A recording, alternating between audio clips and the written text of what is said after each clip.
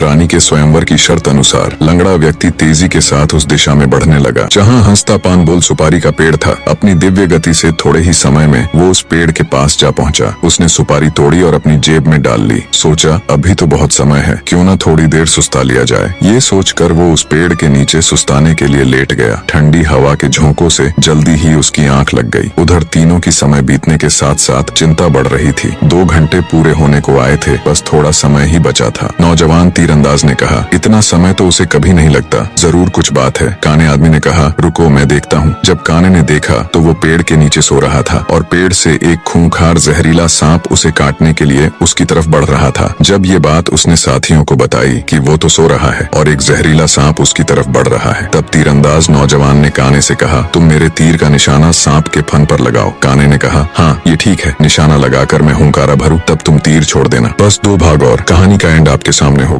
रानी के स्वयंवर की शर्त अनुसार लंगड़ा व्यक्ति तेजी के साथ उस दिशा में बढ़ने लगा जहाँ हंसता पान बोल सुपारी का पेड़ था। अपनी दिव्य गति से थोड़े ही समय में वो उस पेड़ के पास जा पहुंचा। उसने सुपारी तोड़ी और अपनी जेब में डाल ली। सोचा अभी तो बहुत समय है, क्यों न थोड़ी देर सुस्ता लिया जाए। ये सोचकर वो उस पेड़ के नीचे सुस्ताने के लिए लेट गया। ठंडी हवा के झोंकों से जल्दी ही उसकी आंख लग गई। उधर तीनों की समय बीतने के साथ साथ चिंता बढ़ रही थी। 2 घंटे पूरे होने को आए थे, बस थोड़ा समय ही बचा था। नौजवान तीरंदाज ने कहा, इतना समय तो उसे कभी नहीं लगता, जरूर कुछ बात है। काने आदमी ने कहा, रुको मैं देखता हूँ। जब काने ने देखा तो वो पेड़ के नीचे सो रहा था और पेड़ से एक खूंखार जहरीला सांप उसे काटने के लिए उसकी तरफ बढ़ रहा था। जब ये बात उसने साथियों को बताई कि वो तो सो रहा है और एक जहरीला सांप उसकी तरफ बढ़ रहा है, तब तीरंदाज नौजवान ने काने से कहा, तुम मेरे तीर का निशाना सांप के फन पर लगाओ। काने ने कहा, हाँ ये ठीक है, निशाना लगाकर मैं हुंकारा भरूं तब तुम तीर छोड़ देना। बस 2 भाग और कहानी का एंड आपके सामने होगा।